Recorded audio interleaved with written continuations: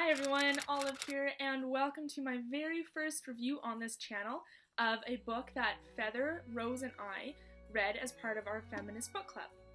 So just in case you're not aware, the other ladies and I on this channel have our very own feminist book club that we started about a year ago now, where we read books only written by female authors. And these female authors weren't chosen necessarily for any particular reason.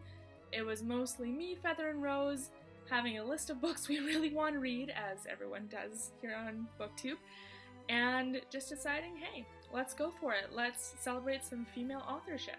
A book that the three of us most recently read is The Bell Jar by Sylvia Plath. It is a classic that I did not know existed. In case you're like me and knew absolutely nothing about this book before I just told you about it, or in case you have seen it and have always wanted to try reading it, this book chronicles a girl who just graduated from school, doesn't know what direction her life is going, and ultimately starts heading towards a mental breakdown, as it is called in the book. This book was written in 1963, doesn't quite have the terminology we do today, so if I offend anyone, I apologize.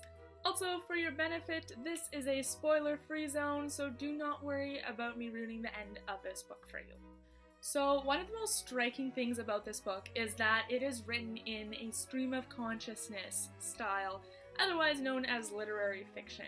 So it very much so is only the main character, Esther, her point of view.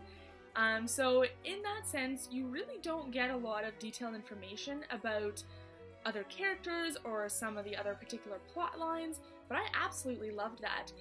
It's definitely not a style that appeals to everyone. Rose. And I just adore it though, because you can really get inside a character's head, though some people, like Rose, could be critical of you not knowing every single detail about every single plot in the story. I think that's all the more powerful because think about our own lives. We know ourselves, we know our details, we know our perspectives. We can't mind read, at least I can't.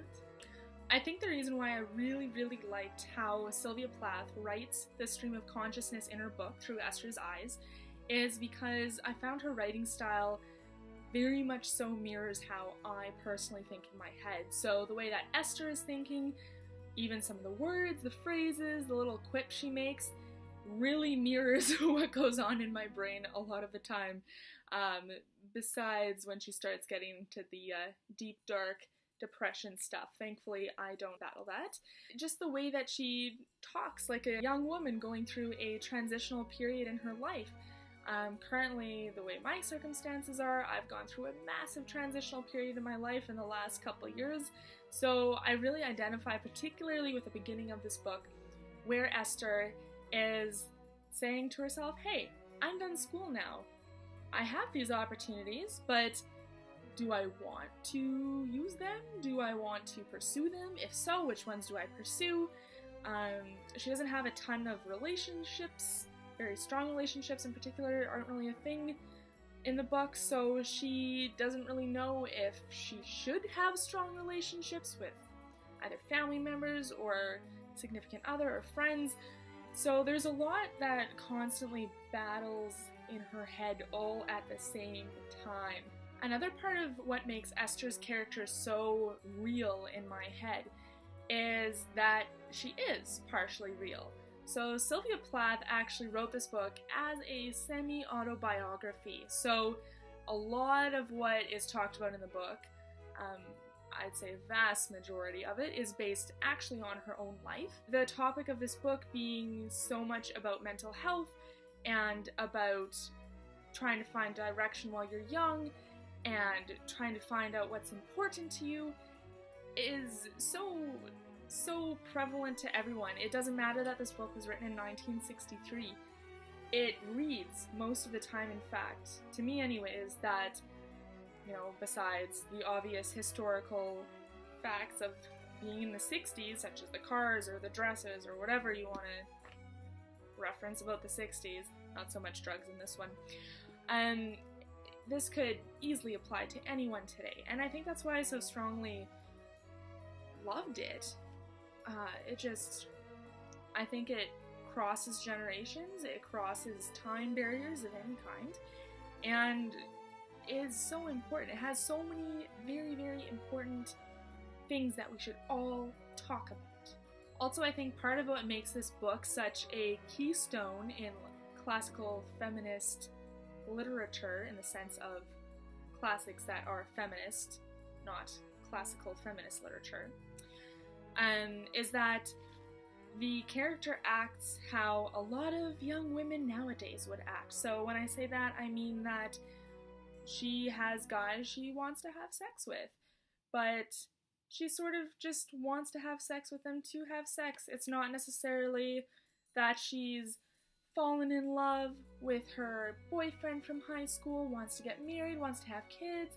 She says at several points in the book that she's not really fond of wanting to get married, has no desire, at least immediately, to have children.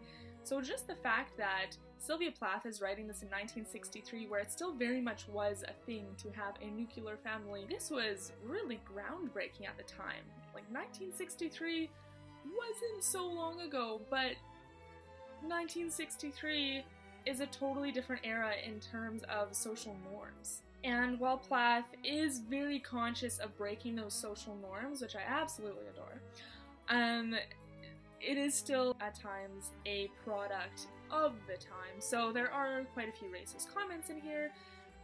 A lot of this book is about mental health because Esther does have a mental breakdown where she goes into a deeper and deeper depression, starts getting quite suicidal, eventually ends up in a place where she needs help and it's almost forced upon her.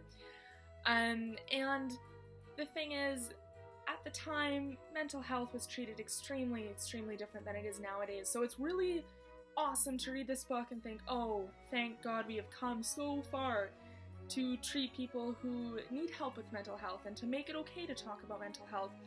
But you read this and you think, oh my gosh, this is how people were treated when they had mental health issues? Like, it's so scary and so sad to think that so many people went through treatments such as shock therapy, which I know is contentious in itself, that, you know, didn't work and were treated in a way that wasn't beneficial to them as a patient or as a human being. And because this book chronicles Esther's downward spiral, it is not an uplifting book.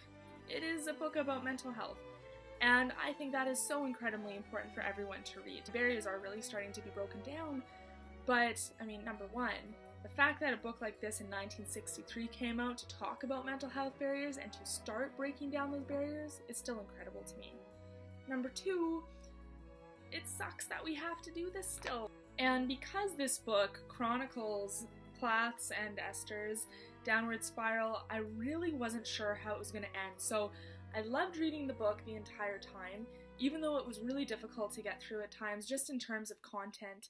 I just had no idea how it was going to end. I felt, having read the entire book and the ending, that it was a very, very fair conclusion to the book, and I felt it was a good ending for this book, for this topic, for all the themes it talks about. So in terms of rating the bell jar, I had a really difficult time rating the bell jar. I 100% think everyone should read this book. It gives you an insight into mental health that is unparalleled in my opinion. I have never read a book like this that has given me such an idea of the battles of dealing with mental health. But the reason that I think everyone should read this book is because of its subject matter, and for that reason alone, I would rate this book a 4. A solid Goodreads 4. Now you all have to go out, read The Bell Jar by Sylvia Plath, and get yourself educated about feminism coming out in 1963, and mental health in 1963, and how, or how not, changes have been made since then. Thank you so much for watching my review of The Bell Jar. Make sure to check out both Feathers and Rose's review as well. Make sure to check out all of our personal book reviews coming up.